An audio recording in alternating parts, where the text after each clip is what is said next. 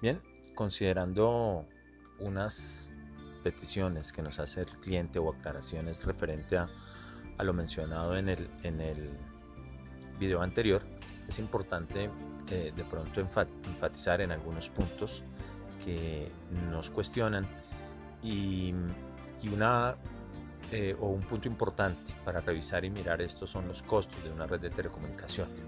Es decir, aquí podemos abarcar mucho, se puede decir que se puede dividir en dos grandes partes estos costos, los costos de infraestructuras que dependen de la cantidad de usuarios y los costos asociados al tráfico cursados por los usuarios. También es importante aclarar que quizá en el proyecto 2 o en el video del proyecto 2 vamos, y la idea obviamente según lo establecido en los proyectos, es adentrarnos ya fuertemente de alguna forma en lo que nosotros estamos ofreciendo. En esta primera etapa, en este primer proyecto, estamos tratando de aclarar una serie de definiciones. Entonces es importante tener claro estos dos aspectos. Bien, pero estábamos hablando de los costos que podríamos mencionar que dependían de la cantidad de usuarios o los costos asociados al tráfico cursado por los usuarios. La planificación tiene por objeto minimizar los costos. Eh, es por ello que estos videos o este video se han venido enfatizando en estas posibles tecnologías. Entonces, eh, obviamente hay unos costos por el alto grado en la calidad del servicio a los usuarios, por ello podría decirse que la red debe estar bien dimensionada y debe también medir periódicamente una gran cantidad de indicadores que señalan el estado de la ocupación de la red.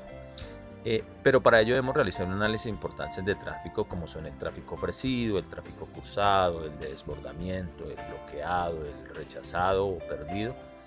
En la red de comunicaciones el tráfico es analizado a partir de las solicitudes de servicios generadas y los servidores con capacidad para atender dichas solicitudes.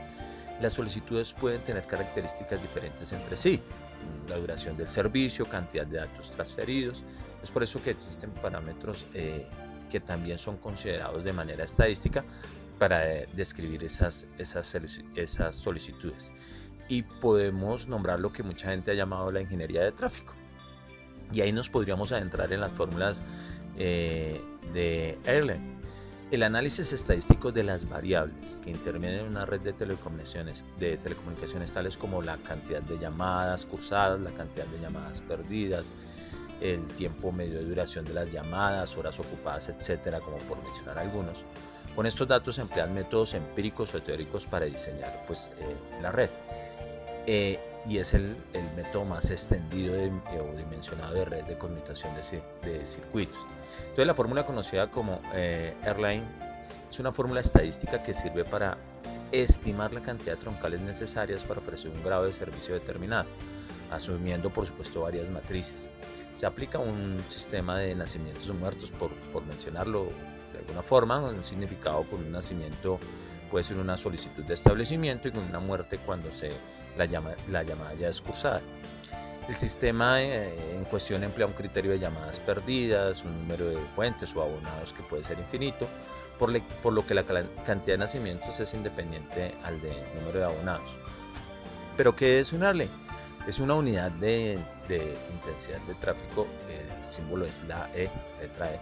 Un ARLE es la intensidad de tráfico en un conjunto como de órganos o dispositivos cuando solo uno de ellos está ocupado de manera continua.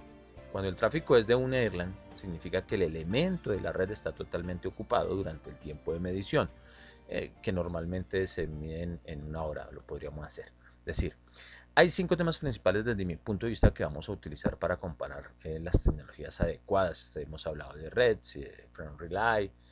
Con estos protocolos pues se puede hablar, obviamente tendríamos que mirar costos como ya lo mencionábamos, el tipo de escalabilidad, la fiabilidad, que es importante mencionarla, el rendimiento, por supuesto, y el futuro.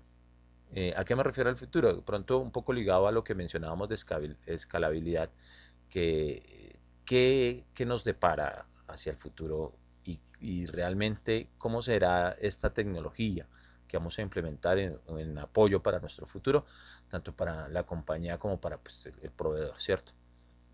Pero entonces miremos un poquitico y más adecuadamente lo que es este protocolo Front Relay, eh, que lo podríamos imaginar como una empresa, en este caso la que queremos unir con sus sucursales y desea que la conexión sea privada, ¿cierto? Que sus datos no pasen por una red pública, entonces podemos tener esas dos opciones, ¿sí o no? Una conexión dedicada o de líneas arrendadas, o una conexión conmutada por circuitos RedSI o por paquetes, Front Relay. Las ventajas del Front Relay es obvio que una conexión dedicada demanda mucho más dinero, pero es más flexible en Front Relay, da mayor ancho de banda, mejor fiabilidad y mejor resistencia a fallas. Aquí también podemos ver las ventajas económicas de Front Relay frente a líneas dedicadas. En una línea dedicada deberíamos implementar nuevas conexiones físicas si queremos establecer una nueva conexión. En cambio, en Front Relay podríamos usar un único enlace físico manejando distintos DLSI, por ejemplo.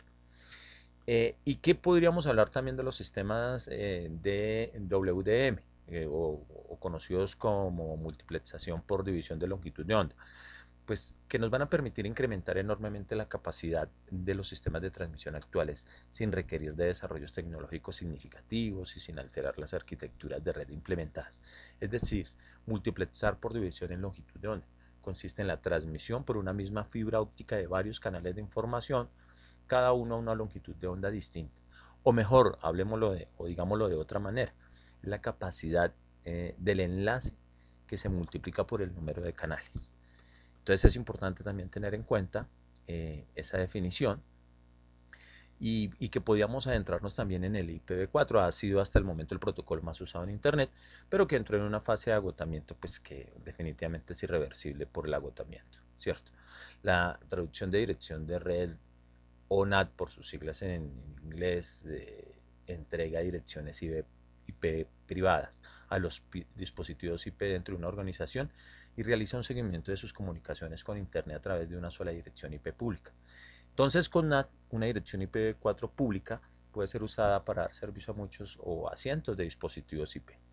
Algunos de los clientes que están utilizando NAT podrían ser capaces de hacer el salto inmediato a IPv6, después de que pues, se ayude a hacer una actualización de firmware y algunos cambios de configuración, al que puedan o no cambiar de forma inmediata depende en gran medida de algunas cosas, como por ejemplo su enrutador y los dispositivos si están habilitados, si son compatibles para IPv6, si el proveedor obviamente de Internet ofrece el IPv6 y los servidores de misión crítica ya corren en IPv6. Es decir, tenemos que también hacer un análisis enfocado en ese tipo de requerimientos indispensables.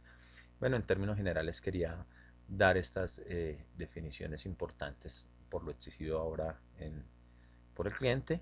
Obviamente vamos a adentrarnos ya en voz OIP, en lo que le vamos a otorgar al cliente en nuestro segundo video, por decirlo, o ya tercer video, por decirlo de alguna manera. Entonces, muchas gracias.